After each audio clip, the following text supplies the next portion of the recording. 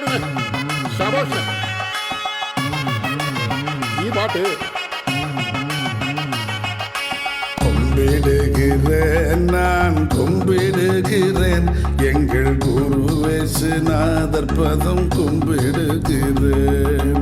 கும்பிடுகிறேன், நான் கும்பிடுகிறேன், எங்கள் குருவேசுநாதர் பதம் கும்பிடுகிறேன்.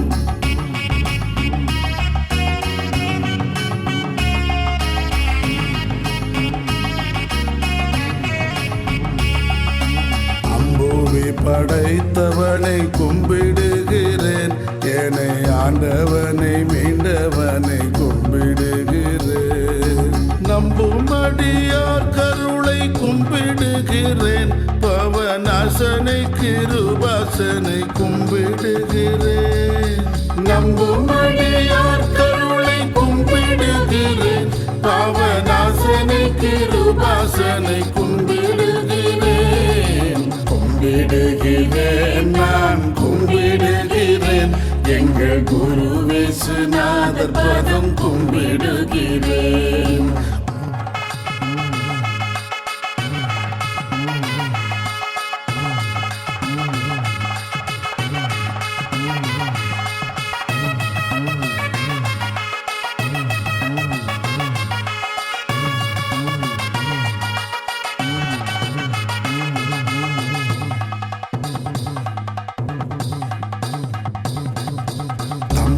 எனக்கானவனை கும்பிடுகிறேன், நித்திய சர்வதயாபரனை கும்பிடுகிறேன்.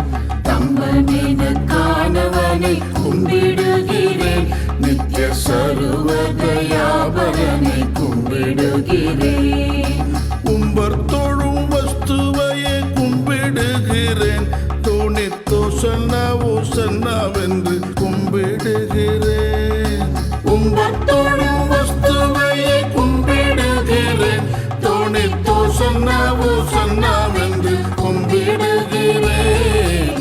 கும்பிடுகிறேன், நான் கும்பிடுகிறேன், எங்கள் குருவேசுநாதர் பதம் கும்பிடுகிறேன்.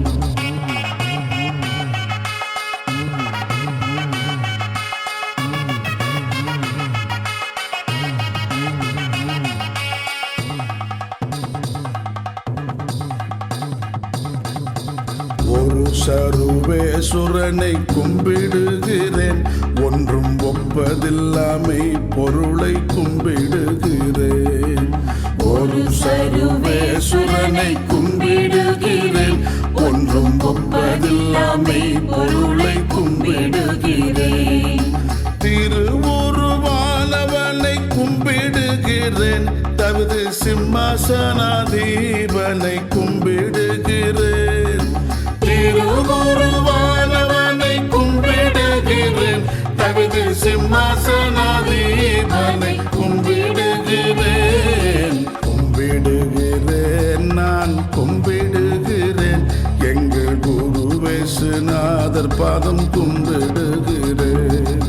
கும்பிடுகிறேன், நான் கும்பிடுகிறேன், எங்கள் குருவேசுநாதர் பாதம் கும்பிடுகிறேன். கும்பிடுகிறேன், நான் கும்பிடுகிறேன், எங்கள் குருவேசுநாதர் பதம் கும்பிடுகிறேன். வணக்கம். இந்த நாளில் சின்ன சின்ன வெளிச்சங்களில் இன்னொரு புதிய சிந்தனையை தெரிந்து கொள்வோம். மோசே அந்த மக்களை வழிநடத்தி சென்று கொண்டபோது ஒரு உன்னதமான தேசத்துக்கு நாம் போக வேண்டும் என்று அந்த மக்களுக்கு ஆசை இருந்தது. ஆனால் அது போவதற்கான பாதையில் இருந்த கஷ்டங்களை, நிர்பந்தங்களை, கண்டிப்புகளை, கட்டளைகளை அவங்களால பொறுத்துக்க முடியல. இதான நம்ம எல்லாருக்கும் தெரிஞ்ச விஷயம். இது ஆசீர்வாதத்தை அடையணும், நான் அடைவதற்கான வழியும் ரொம்ப ஈஸியாக இருக்கணும் அப்படின்னு எதிர்பார்க்கிறது மனித இயல்பு. ஆனால் உங்கள் எல்லாருக்கும் தெரியும், எனக்கு ரொம்ப பிடிச்ச ஒரு வசனம் உபாகமம் 8:15. இந்த வசனத்தை நான் வேறு மாதிரி, அதை முதல் வரியை விட்டுட்டு மிச்ச இடங்களெல்லாம் சொல்லிவிட்டு அப்புறம் முதல் வரிக்கு நான் போகிறேன். சரியா? ஏன்னு உங்களுக்கு முடிக்கும் போது தெரியும். 2வது வரி என்ன சொல்லுதுன்னா, உன்னை சிறுமைப்படுத்தி, உன்னை சோதித்து, உன்னை கொள்ளிவாய் சர்ப்பங்களும் தேள்களும் தண்ணீரில்லாத வறட்சியான வழிகளில் உன்னை வழிநடத்தி, பயங்கரமான பெரிய வனாந்தர வழியாய் உன்னை வழிநடத்தினவர். எதுக்காக? இப்போ முதல் வரியை சொல்கிறேன். முதல் வரி என்ன தெரியுமா சொல்லுது?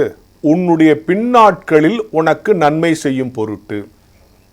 இப்போ இவ்வளோ ஸ்ட்ரகிள் எதுக்குன்னா, பின்னாட்களில் உனக்கு நன்மை செய்யும் பொருட்டு. இப்போது ஒரு இடத்த அச்சீவ் பண்ண உடனே, இந்த இடத்துக்கு நான் எவ்வளோ கஷ்டப்பட்டு வந்தேன்னு தெரியுமா அப்படின்னு ஒரு இடத்த அச்சீவ் பண்ண பிறகு சில பேர் பேசுகிறத நான் கேட்குறேன். நான் எவ்வளோ கஷ்டப்பட்டு இந்த இடத்துக்கு வந்தேன்னு தெரியுமா அப்படி சொல்லக்கூடாது. இவ்வளவு கஷ்டங்களுக்கு மத்தியில் கடவுள் நம்மளை வழி நடத்தி இந்த இடத்துக்கு கொண்டு வந்திருக்கார்.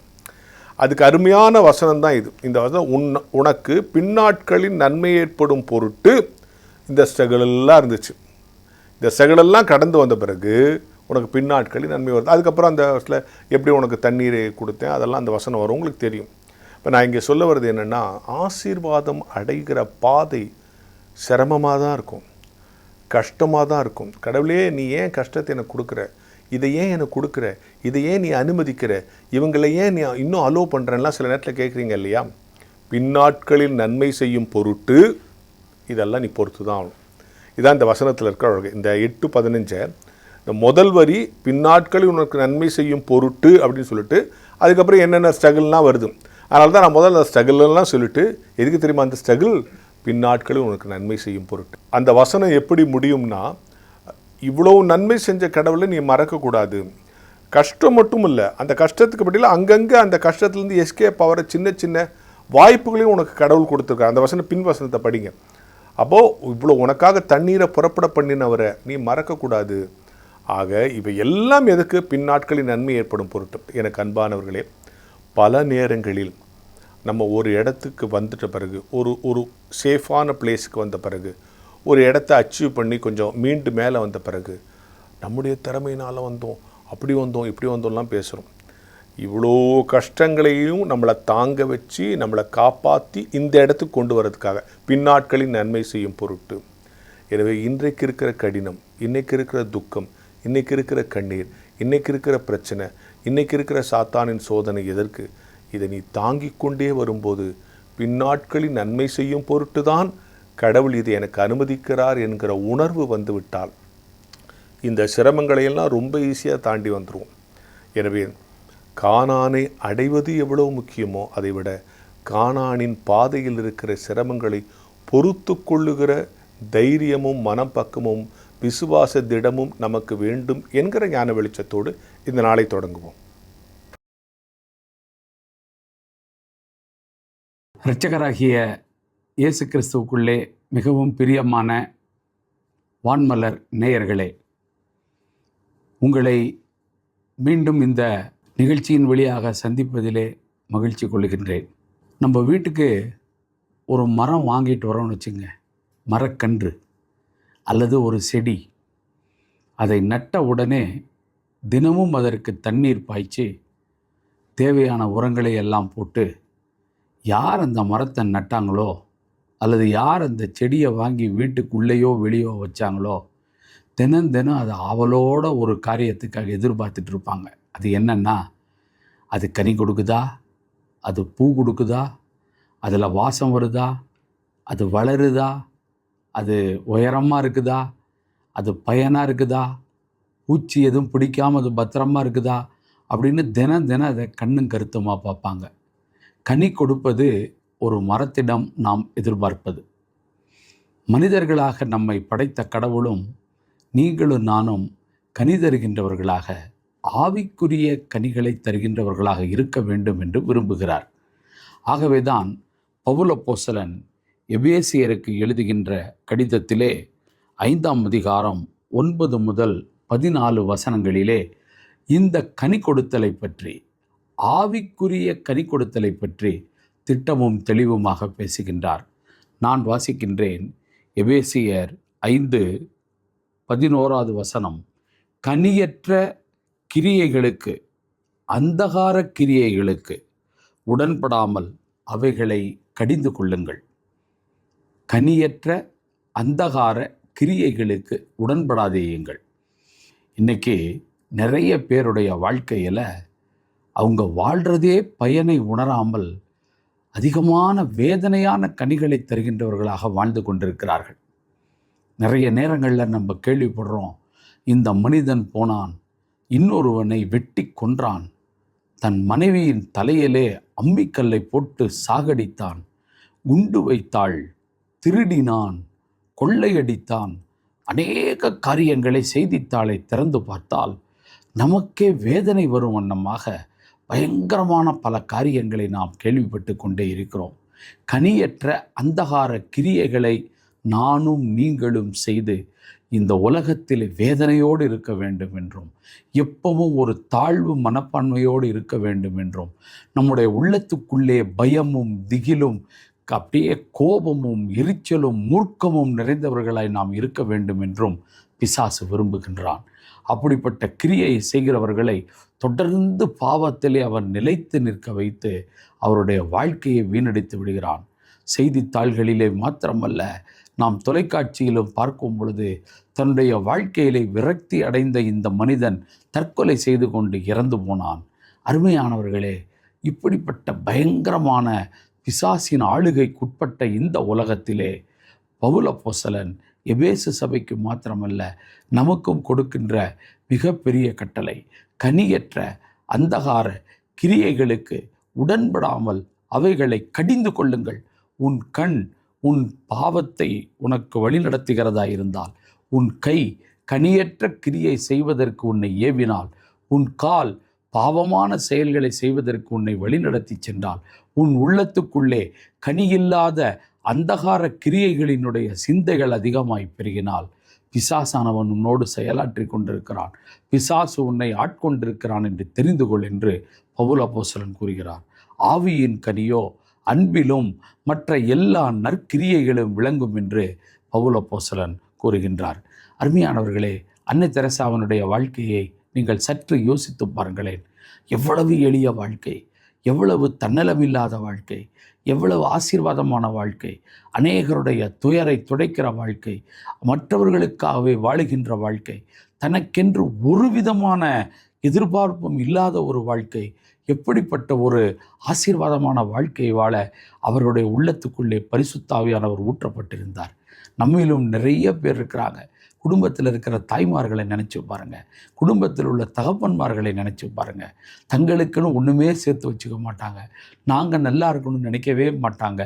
நான் என்னை விட என் பிள்ளைங்க நல்லா இருக்கணும், என்னை விட என் குடும்பம் நல்லா இருக்கணும், என்னை விட என் சுற்றத்தார் நல்லா இருக்கணும்னு எப்போவுமே அன்பினாலும் தங்களுடைய தியாகத்தினாலும் தங்களுடைய தன்னலமின்மையினாலும் உழைக்கிற எத்தனை மனிதர்களை நம்ம பார்த்துருக்கிறோம். நாட்டுக்காக தங்களுடைய வாழ்க்கையை அர்ப்பணித்தவர்கள் எத்தனை பேர், சுவிசேஷ பரம்புதலுக்காக தங்கள் வாழ்க்கையை அர்ப்பணித்தவர்கள் எத்தனை பேர், கடவுளுடைய அரசை நிறுவ வேண்டும், எல்லா இடங்களிலும் கர்த்தருடைய ஆசீர்வாதம் பெருக வேண்டும் என்று இருந்தவர்கள் எத்தனை பேர். நீங்களும் நானும் அந்தகார கிரியைகளுக்கு உடன்படாமல் பரிசுத்தவான்களாய் வாழவும், கர்த்தர் அருளுகின்ற ஆவியின் கனிகளை கொடுக்கிறவர்களாக இருக்கவும் கர்த்தர் கிருபை செய்து வழிநடத்துவாராக. ஆமேன். ஜெபிப்போமாக. அன்புள்ள கர்த்தாவே, சாதாரண மனிதர்களாக ஒரு மரத்தையோ ஒரு செடியையோ நடும் பொழுது இது கனி தர வேண்டும், இது பூ பூக்க வேண்டும் என்று எதிர்பார்க்கிறோம். எங்களிடத்திலும் அந்தகார கனிகளை அல்ல, அந்தகார கிரியைகளினான கனிகளை அல்ல, ஆவியின் கனிகளை நீர் எதிர்பார்க்கிறீர். அதை கொடுத்து வாழ எங்களுக்கு உதவி செய்யும் சுவாமி. ஆமேன். என்றும் நம்மோடு கூட இருந்து நம்மை ஆசீர்வதித்து பராமரித்து பாதுகாத்து எல்லா நல்ல ஈவுகளையும் கொடுத்து நம்மை வழிநடத்துகிற பிதா குமாரன் பரிசுத்தாவியாய் கடவுளுடைய அன்பும் கிரியையும் பாதுகாப்பும் வழிநடத்துதலும் அவருடைய கிருபையும் இன்றும் என்றுமான எல்லா காலங்களிலும் நம்மோடு இருந்து நம்மை வழிநடத்தி கர்த்தர் காப்பாராக. ஆமேன். வான்மலரின் புதிய முகவரி கிறிஸ்டியன் மீடியா சென்டர், 105 பாந்தியன் சாலை, 2வது தளம், மியூசியம் எதிரில், எக்மோர், சென்னை 6,00,008.